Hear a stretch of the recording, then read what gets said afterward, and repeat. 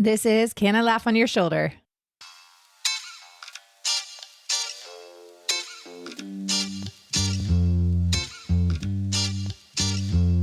Hey, welcome to Can I Laugh on Your Shoulder? I'm Molly Stillman, and this is a podcast where I get to sit down with a different guest each week and have raw, funny, often brutally honest conversations about the things that matter most: faith, business, life, and everything in between, where we each learn how to be good stewards of the things we've been entrusted with, even our stories, and how we can use those things to serve others and leave our families, our friendships, and our communities a little better than we found them. I want to create a space where people are unafraid to be themselves and unafraid to ask the questions the rest of us are thinking.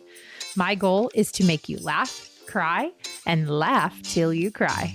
My guest this week is Ciara Laine Myers. Ciara is just like you. She's beautifully complicated and a multifaceted human. She loves her family and her friends. She loves to read. But like you, she's not just one thing. She's both a mother and an award-winning business owner. She's shy and silly. She's a book and sports type of girl. And because of her layered nature and down-to-earth disposition, her textured storytelling is fresh and refreshing. Her new book is called Glasses Off: Seeing God When Your Vision is Gone. It is an exclusive collection of personal stories and life lessons of things she has learned along the way. It's both for men and women. It's full of heart and passion. And if you love reading about love and clarity and vision and insecurity and dreams and feelings, you are going to love this book. You're going to love this conversation. We dive really kind of deep into the topic of vision and purpose in life. And what does that look like on a practical level? And kind of actually zooming out and then zooming in on this topic. You are really going to love this conversation. You're going to love Ciara. She's really brilliant. And I know that you're going to have a great time. So without further ado, on to my chat with Ciara Laine Myers. You know, it's going to be a good day on the podcast when you've been talking for 10 minutes and then you realize you're like, we should probably hit record. So Ciara, welcome to the show. Thanks so much for being here. Thank you for having me. I also like referencing that sometimes because then I like to imagine the person listening to this at home who's like, well, what were they talking about? Like, I want to know. What did they say? What did they say? Why didn't we record it? Were there secrets? Yes, we've planned to take over the world. So basically, Ciara, welcome. Thanks so much for being here. Let's have you just dive right in and tell us the Ciara 101. So tell us who you are, what you do, and how you got to where you are today. I am a woman of the Lord and have been since I was 5, on and off, of course, really probably actively from 23 until now. So 10 years. My husband and I own a little group counseling practice in our area. He's a counselor and he was working so much, so many hours. And I was like, I need help with the kids. And I'm like, lonely. And so I said, what if we open a space and we run a group counseling center? So I hired a bunch of therapists and now we get to help people, which is really cool. I'm a new author. God called me into this new industry to write. So that's been interesting and exciting. And I've got 2 kiddos, 2 girls, one age 10 and one 4-year-old. I love it. Right to the nitty gritty. So just to clarify, because you run a group counseling practice, but like you yourself are not a counselor, right? No, I just sort of am like the visionary, and he's really good at counseling. He's really good at what he does, but he doesn't think on a high level area. And I was just like, you could be home with us more if we did things differently. So I'm in charge of all the hiring and all of just the day-to-day stuff, like, payroll and the exciting stuff. Yeah, right. Okay. Well, I want to just park on that for a minute because I think that that's such an interesting approach because this is a common, your husband's a counselor, so I'm sure he hears about this regularly in marriage, especially as you start to get into the weeds of raising young kids. And when you sometimes you find yourself almost like 2 ships passing in a night. And if you have one parent staying at home and one parent, working long hours, like it can just be grueling. But what was it that made you say, we're going to pump the brakes here and we're going to figure out, like, this is not sustainable? because I think that that's an important piece, that when couples get into the weeds, they just end up being like hamsters on a wheel, and they're just doing the same thing over and over again, expecting different results. And, that's the definition of insanity. And so instead you were like, no, this is not going to be us. This is not going to be our story. We're going to pump the brakes here. Like, how did you get to that point? What made you realize we were going to have that conversation? And how did your husband receive that? I'm really interested in this. A couple things. So one, I was just, supply and demand, I guess. The more he got booked, I mean, I'm talking 70 hours a week of mental health. It's super bad for his brain to sit there and do that over and over and over again. So just one, supply and demand of like, hey, we can pass these along to other people. You're not the only counselor in the area. We can still profit from it. We can still help people, and you can be here. So just the logical part of that. And then, I guess I'm also just kind of a fix-it person. Like he's probably the one that more so wants to linger and try. And I'm probably someone that really is solutions focused. And so when I brought it to him, he was not like, oh, that will never work. He was like, okay, I trust you. Like, what do we do? And so we just kind of put our strengths together, and it was definitely a grind for like a year after he would get home from work all night. We would, be at the island working, and I mean, the Kingston Island, we don't own an island. We're just sitting on our island. Like, No, I knew what you meant, but now I have a much funnier mental image of you and your husband just like sitting on your private island. Okay, this is a quick digression, and this is just, it's my show. So I do this when I want. When my daughter, who is 10 now, when she was first born, so I had a really long labor and delivery. That's not what this is about, but I ended up just having a C-section, and my recovery was brutal. And so, I mean, it was like 6+ weeks of barely being able to leave the couch because I just was in so much pain, and I was just nursing all day. And I'm a new mom, and I'm like, my husband was working really crazy long hours. So I was just home alone with this newborn, and I barely could get off the couch. And it was during this time that I ended up just becoming obsessed with the show on HGTV, Island Hunters. Like, I didn't know that this was a thing. Like, I'd heard of House Hunters, but then I came across Island Hunters. And you know what airs at like 1 p.m. in the afternoon when everyone's at work? Reruns of Island Hunters. So I watched so much Island Hunters, and then it got to the point where I was like, seen it. Like, they already bought that island off, the coast of Florida or whatever. And it was even like, the absurdity of House Hunters, where it's like, I am an artist struggling, and I am an author, and our budget is $9 million. So you're like, what do you do for a living? It was even worse on House Hunters or on Island Hunters. It was like these people with these incredibly obscure jobs, and they would have, $15 million to just buy an island off the coast of Canada or whatever.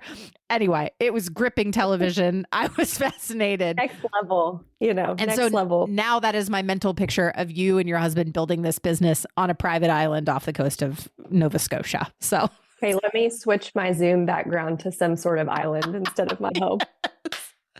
Oh my gosh. Okay. That was my digression. Everybody now knows a little something weird about me. I don't even know if Island Hunter's still on, but it was just perfect C-section recovery television. In any event. Well, I think that whole story is really interesting. And I think leads perfectly into talking about, so your book is out, which Yay. Congratulations on the birth of your book, because as someone who is also in the process of releasing a book, I can tell you it is like labor and delivery. Just very, very long. Just different. But also painful. In any event, I don't know why I said it like that, Ciara. Welcome to my show. I realize we just met. But anyway, I'm so excited about this book. I just got my copy, which is so amazing. The cover is perfect. It's called Glasses Off: Seeing God When Your Vision Is Gone.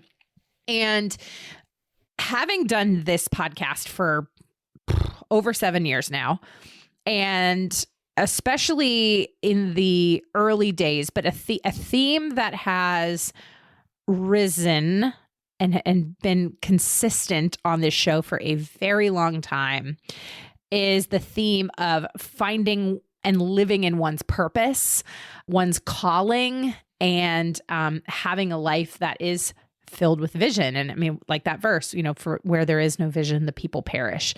And while I love this topic, I love talking about purpose and calling and vision. It is one of the things I am the most passionate about.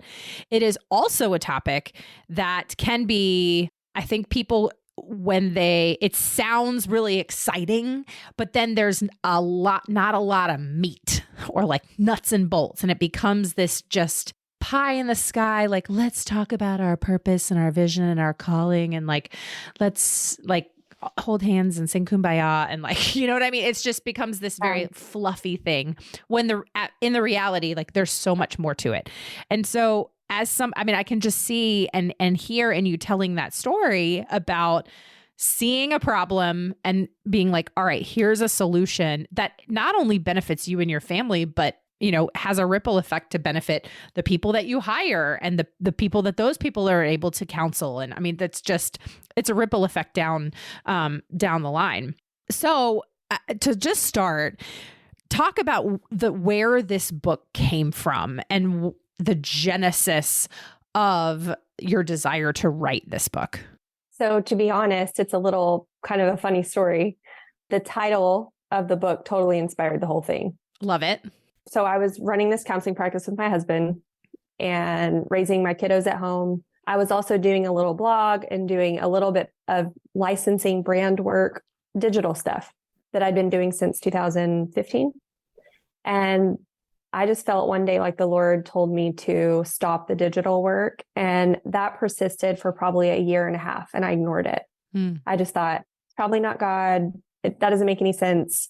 It just now started making like a substantial amount of money, and it's hard to make money as a creative, and it was honorable work. And I was just like, it's probably Satan or fear or something, but it was so strong, like stop the digital work. That's what I felt for so long that I finally was like, okay, I'll quit cold turkey. And I'm sure as someone in this space, that if you stop, it's kind of over. Yeah. Like big time. I mean, you can't just stop.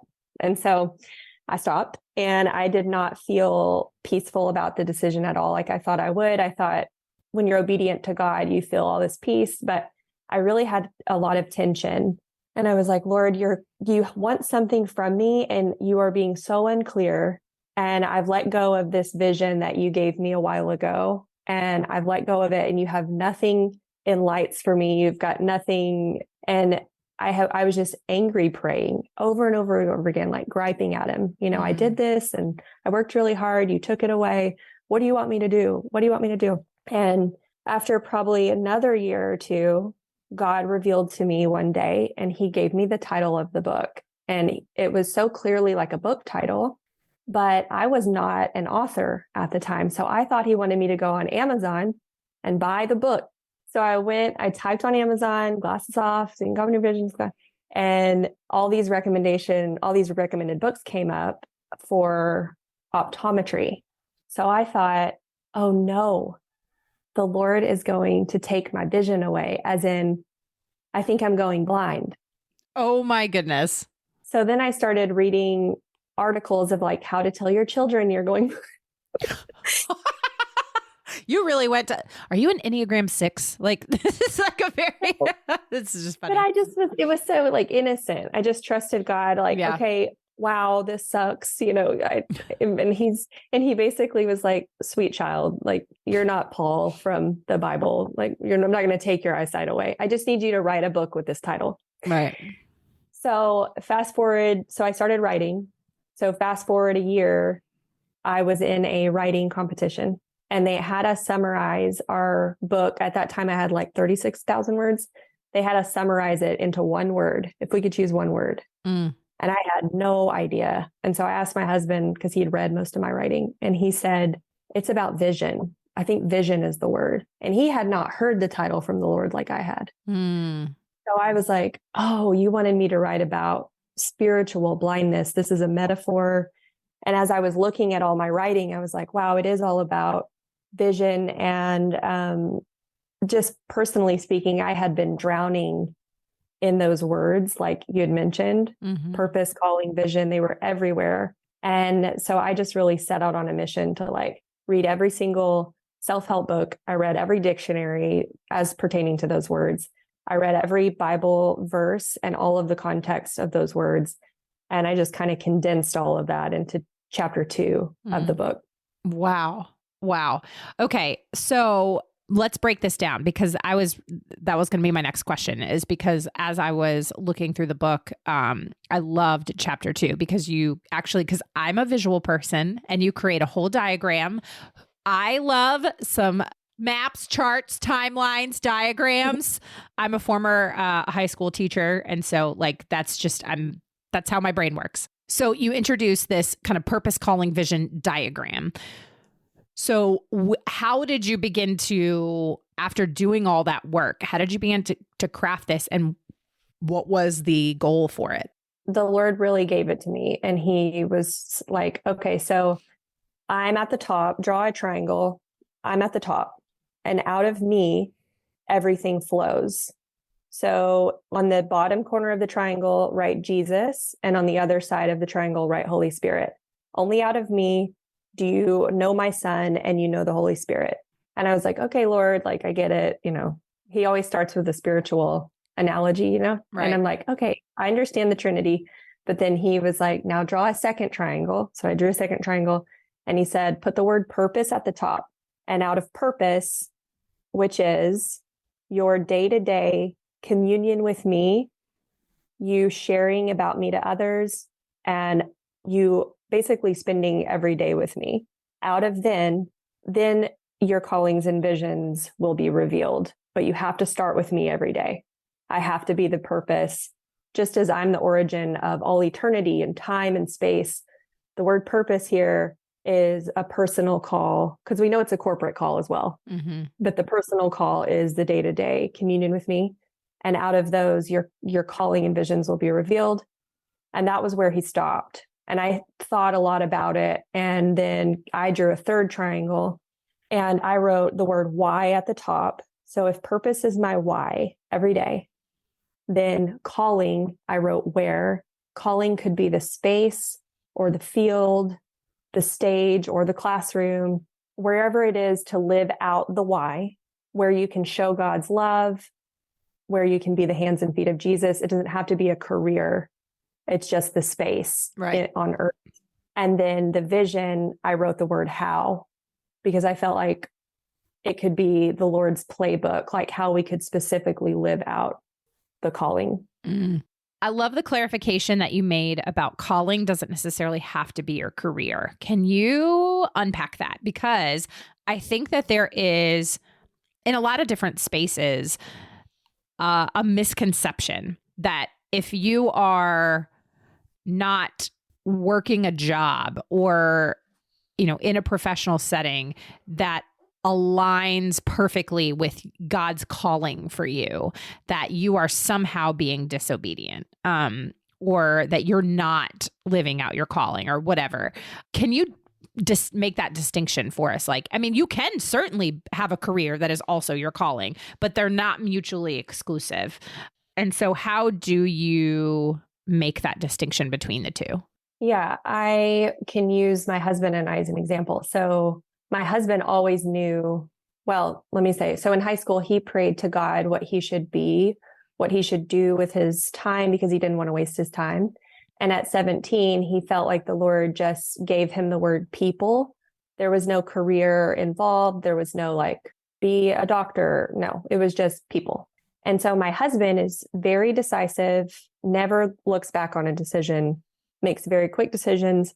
And he just chose, okay, the Lord said people, so I'm going to help people. How do you best help people?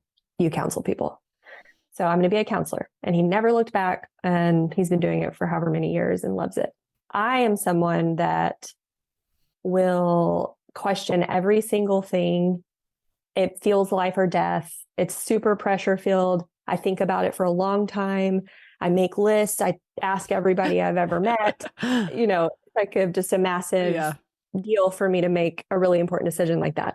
So what I felt was like, if my husband chose to be a surgeon or a dietitian or a physical therapist, and even if he still does to this day, if we close down the practice and he says, I can't do it anymore, my mind is shot, I need to do something a little bit easier, he's still going to help people. He's still going to be in the calling. Mm. It's not contingent upon like only be a counselor, Yeah.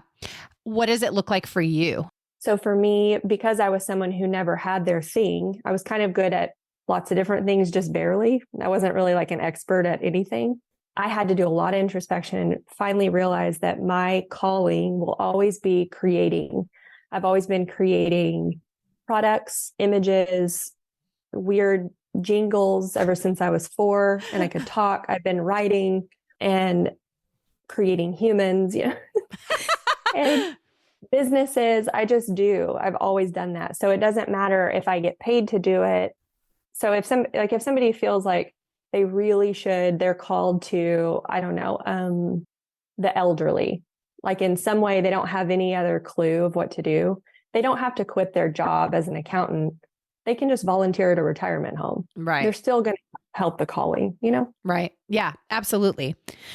Okay. So I want to help to, because I really love the way that you define the purpose, the why. And it's funny how this has shifted for me a little bit in the last few years. But even I've just found this in particular very interesting.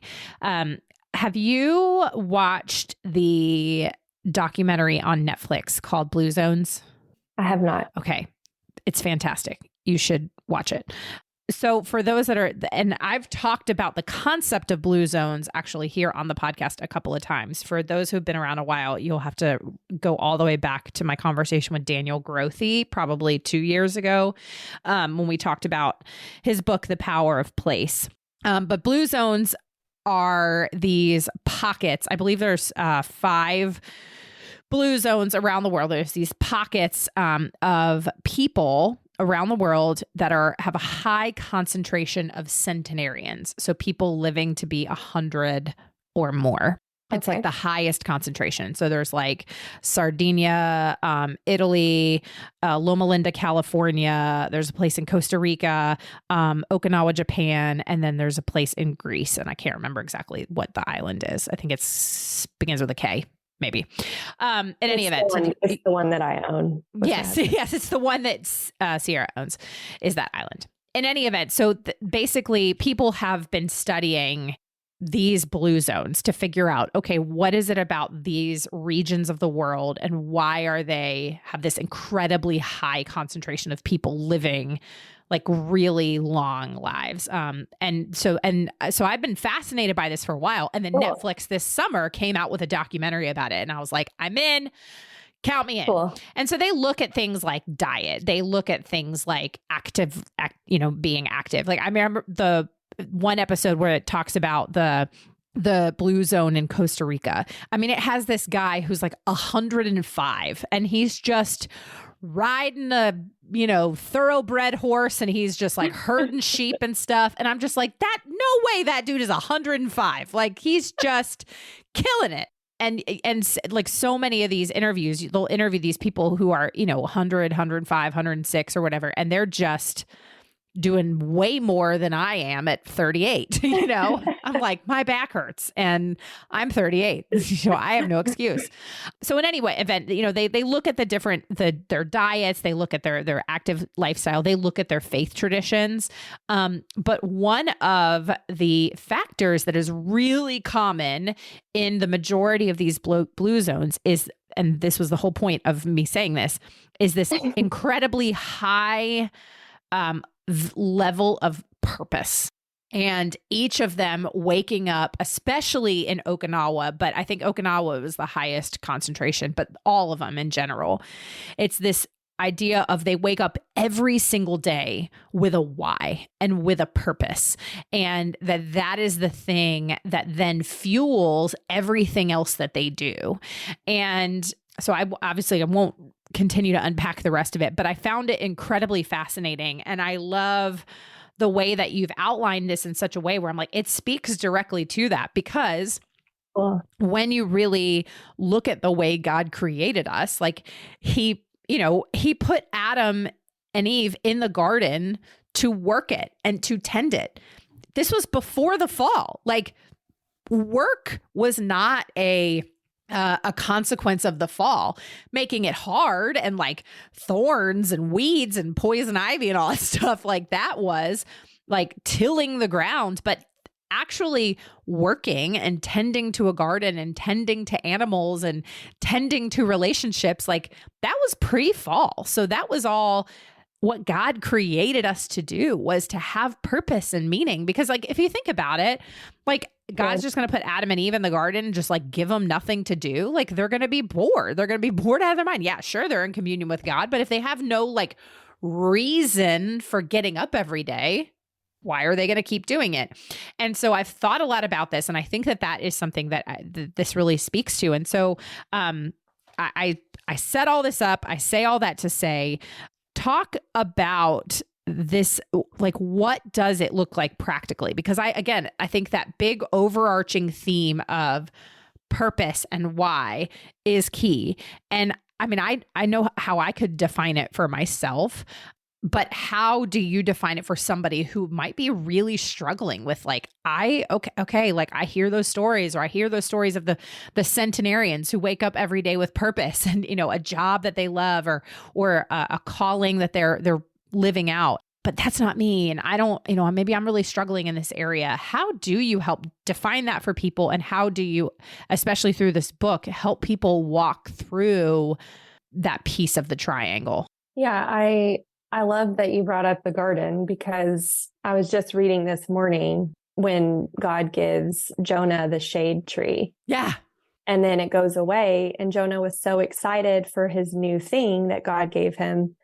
But God's like, bro, you didn't water it. You didn't prune it. Right. Like, it died on its own. I didn't just magically take it away. It died because you were not practical. Right.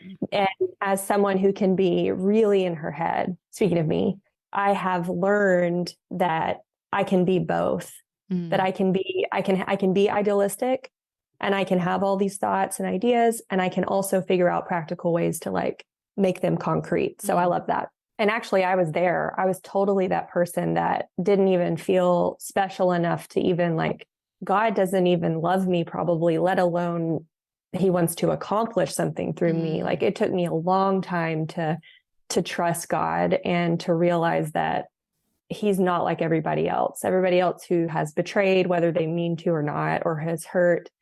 I can trust in his plan because I can trust in him because he's trustworthy. So right. I basically wrote a whole practical chapter about it. I think it's like chapter 8, maybe. And yeah, I mean, I wrote down everything God took me through. It's like a professional and personal blueprint. And so I can speak like quickly on this. Okay. Do it. So I call it the vision journey. Yeah. And the first one is to recognize the vision. And so which dream has the most potential to showcase God's love, not which one is like, more fancy or whatever. Which do you sense God's presence inside of most? Not necessarily which one is the most public or whatever, impressive. And I talk about creating a list of, it could be your thoughts, it could be God's promptings, it could be your secret dreams, and then writing the number, the sense of urgency you feel to accomplish that thing. So for me, if I were to write a list, try for a third child, there'd be a number. Maybe it's a 5. I feel it's not a 10, it's not a 1, it's a 5. Open a boutique in my area for children. There's no children's boutique in the area. It'd be a great business decision. Do I feel like it's what the Lord wants me to do? It's probably a 2. Write this book about God's vision. It would have been a 9 or a 10. For some reason, I feel God's pressing on it over and over again. It doesn't ever leave me. And So that's one of the ways to recognize a vision. I talk more thoroughly in the book, obviously, but the second step is to then confirm that it is from the Lord.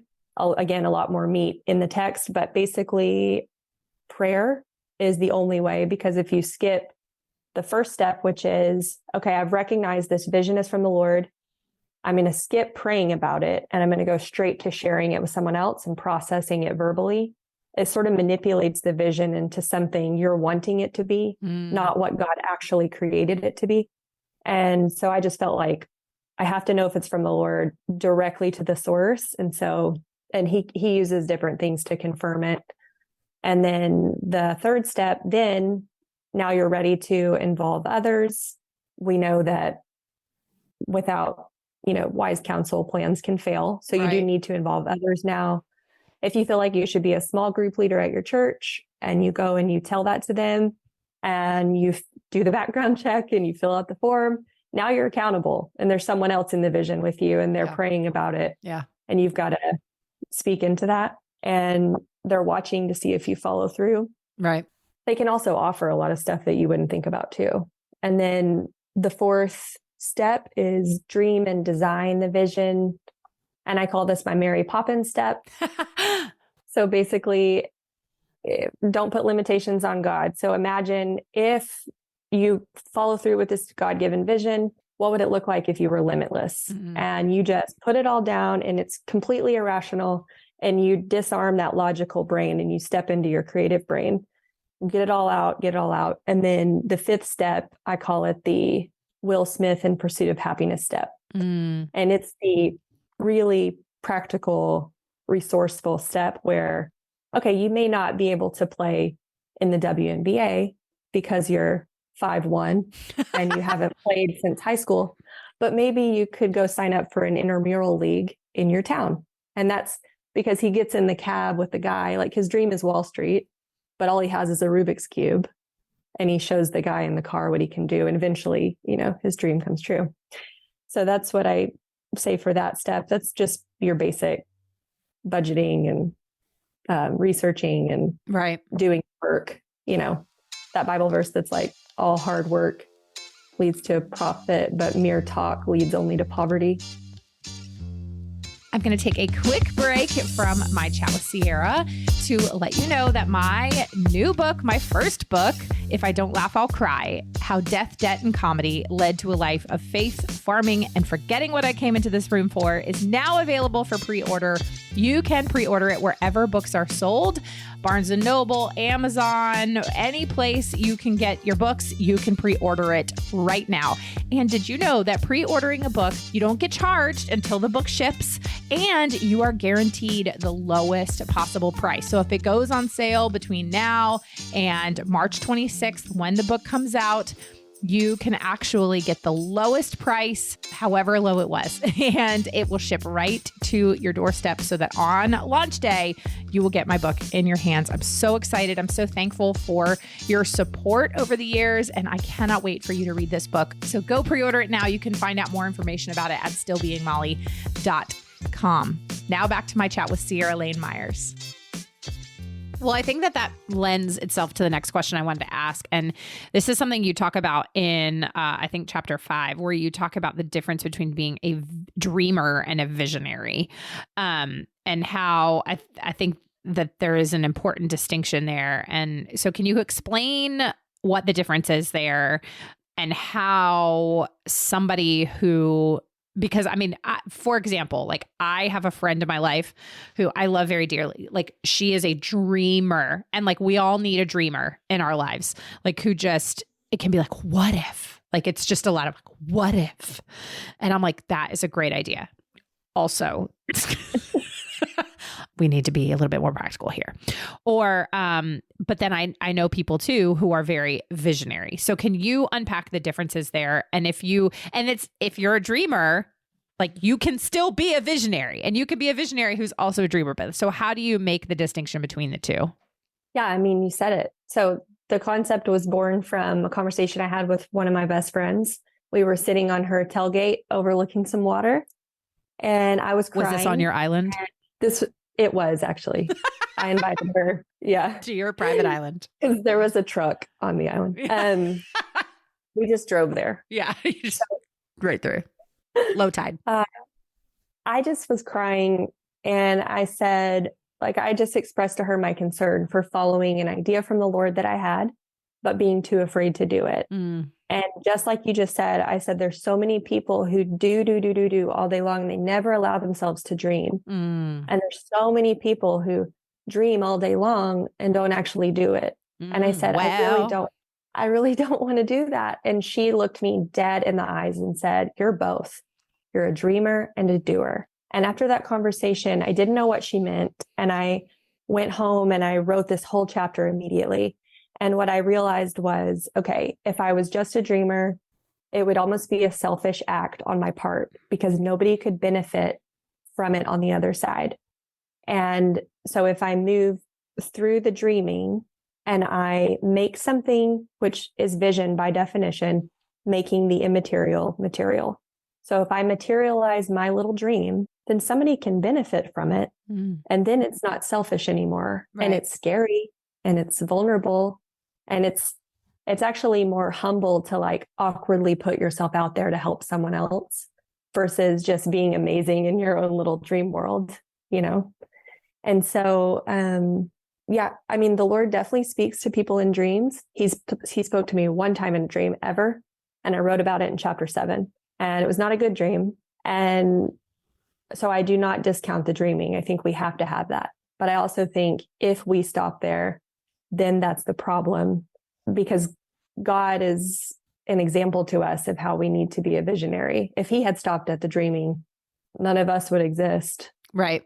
So I think that being a visionary implies leadership as well. And so in order to be a visionary, you have to invite other people into the story. You have to invite other people into it, because the reality is that like, if you are a visionary, like, it's just like when God has a vision for your life or for the lives of his people, like he's inviting you into the process. And so when you are a visionary and you're casting vision over, whether it's within your church, within your family, within the workplace, where in your friend group, whatever it is, like wherever the place that God has put you, and you have a vision, you have to invite other people into it in order to walk that out and to actually see it come to fruition. So I really love that distinction, but you're right. We absolutely need the dreamers, and we need the visionaries, and we need the dreamers and the doers. And you can be both. You just can't be one or the other and stay stuck there. Because I think that then you're not fulfilling the thing that God has called you to. Right. Yeah. And it doesn't always come naturally, because right. Like I'm a people person, but I'm also, sometimes I can be super shy, and sometimes I'm just kind of like, you can take the lead or whatever. I'm not picky. And, but I also have like a leadership quality in me too, that I have to exercise, and I have to be open to God to express that and to just trust that that's what he needs for me. And one day he helped me with that, because he told me I was asleep, and he woke me up at 4 a.m. and just over and over and over again, he said, it's not about you. It's about providing value. Mm. It's not about you. It's about providing value.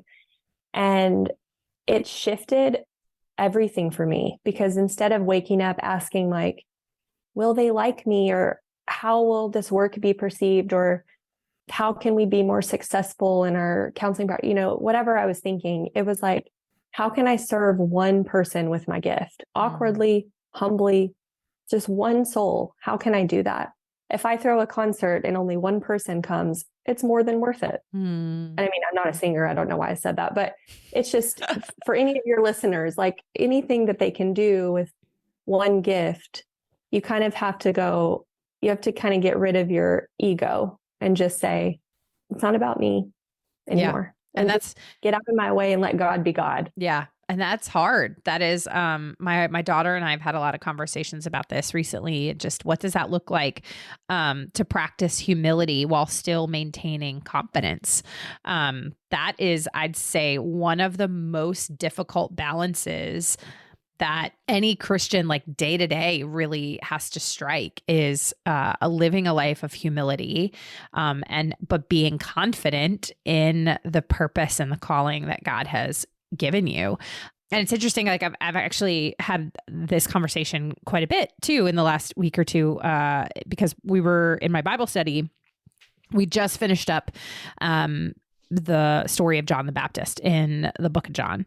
And one of I love John chapter 3 when, John the Baptist, he is baptizing people and his disciples come to him and they got their panties in a wad. And can I say that about people in the Bible? I just did. So in any event, the disciples, like his disciples come to him and they're like, hey, I know you were talking about this Jesus guy, but he's now baptizing people like in his disciples, and like people are following him and they're not following you anymore. And so like, what's up? Like, are you, we got to talk about this. And John's just like, nope, they're doing exactly what they're supposed to do. And he's like, my joy is complete because I have, I was the messenger and I was the lamp, or I was the light bulb, and Jesus is the lamp. And now the lamp is here. And I've like, my joy is complete. I've done what I was supposed to do, what I was created to do. And he says, may he increase and may I decrease. And I just love that story so much because it is John not being arrogant, not being showy or boastful. He is just fully 100% confident in what he was called to do. And that was to prepare the way and to prepare hearts for Jesus. And then Jesus comes along and he's like, that's him. There he is. Remember all that stuff I said? Y'all go. But, but it's the people around him that are like, wait a second. People aren't following you now, John. Like, what the heck? And do you like how I just tell these Bible stories like they're just regular old folk? Anyway. But I think that is such a great example of how we can model in some ways the way that John the Baptist lives, of just like being fully confident and not wavering in our purpose and our calling, while also maintaining humility and making sure that whatever it is that we do is shining the light on Jesus and not on ourselves. But man, that is hard because other people get in the way, or our own egos can slip in very quickly. It can go from 0 to 100, real fast. Totally. Yeah. And in the Bible, it talks about if we, doubt the Lord, instead of trusting him, we're like a restless sea. Right. And so I just decided like, I don't want to be a restless sea. Right. I'm just because I know the things that I'm bad at. Like, I know I'm not called to lead worship. I just can't sing. That would never be a thing the Lord would call me to. I'm not the best with hospitality. I research a lot about it. I try. I can get better at that, but I know my spiritual gifts. And I've just been like, okay, they are the friends that have the hospitality gift. They're not better at it because they research more. It is a spiritual, God-given thing that they're naturally going to be good at. And I don't want to be naturally good at, if my thing is writing or whatever it is for God, which I know, but I want to be natural at it, accept it. And then I want to also build relevant skills so that I can walk in it every day. And I also think the confidence comes when you figure out who God is calling you to serve to. Yeah, absolutely. Oh, yeah, absolutely. All right. Well, as we're running out of time, there was one last question I wanted to ask before we wrap up. And that is, you talk a lot about, and you kind of alluded to this a little bit at the beginning, about every single day, making sure that God is at the forefront of everything that you do. And so one of the things that you talk about is through this daily date with God. So I realize that this looks different for everybody. Some people might refer to it as quiet time or prayer time or just Bible time or whatever. What does it look like for you? And what is your encouragement to people who maybe have struggled in this area in creating a daily habit? So it used to be, I would look to read the Bible as sort of like a how-to manual. And even in high school and throughout my adulthood, I would try to figure out God's will. And I would come what not to do, what to do. And we know from, what is it? Is it Thessalonians? When he says, God's will is to pray continuously, rejoice always, give thanks in all circumstances. Like, that's it. That's the will. And once I figured out, like, okay, God is not some big sky genie that's going to give me the exact blueprint for my entire life. Say that twice for the people in the back. Then, well, that didn't work. So then I started showing up to God as I'm pretty open-minded in life with things. And so I was like, Lord, I'm going to be open-minded with you. If you're real, if you care about me at all, meet me here. And every day I just kept doing that. And it looked different every day. So I don't have a morning devotional usually because I have a sleep disorder. So I have epilepsy and my trigger is getting woken up from REM sleep. So I would be no good if I tried to do something right when I woke up. So usually when I meet with God, it's, after I've like been outside or after I've had my cup of coffee and I can really be present with the Lord. So some days it looks like just leaving my phone at home, going on a walk. I kind of just take cues from Jesus because he met people where they were. He prayed on mountaintops and he walked in gardens, and he didn't just sit there in the same place every day, every morning, because it was like, you should do that. So for me, to answer your question, I guess it looks like variety. It looks like, okay, what does my spirit need today? Today, I'm going to benefit a lot from studying the Word of God. So here's my same highlighter, my same study Bible, my same red couch. Tomorrow, that may look like singing really loud and dancing, as I love to dance, and moving all the furniture and getting all my, body jitters out. And then the next day, it may look like sharing some insight with my 10-year-old daughter and us bouncing things off back and forth. So I love that. And it's really practical because, like I said, it's going to look different for everybody, but finding something that works for you. And you're right. There's just never a time that, there's never a time where I sit down to spend time with God and where I go after I'm done, being like, oh, wow, I really regret that. Like, you know what I mean? Like, what a waste. What a waste of time that was. Just never. Oh man, this has been so good. Okay. So, obviously, for people who want more on this and just more Ciara, you should go get, this book. You can get it on Amazon or wherever you get your books. It's called Glasses Off: Seeing God When Your Vision Is Gone. How else can people best support you and connect with you and all of that?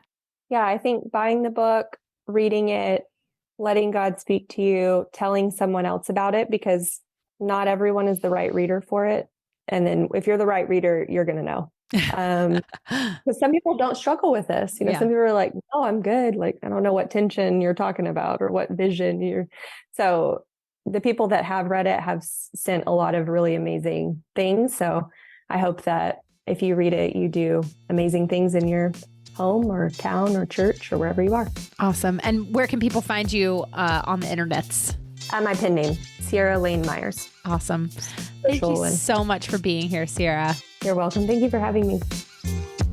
Thanks so much for listening to today's episode. I want to know what you learned, or if there was something that inspired you or encouraged you. You can let me know on social media.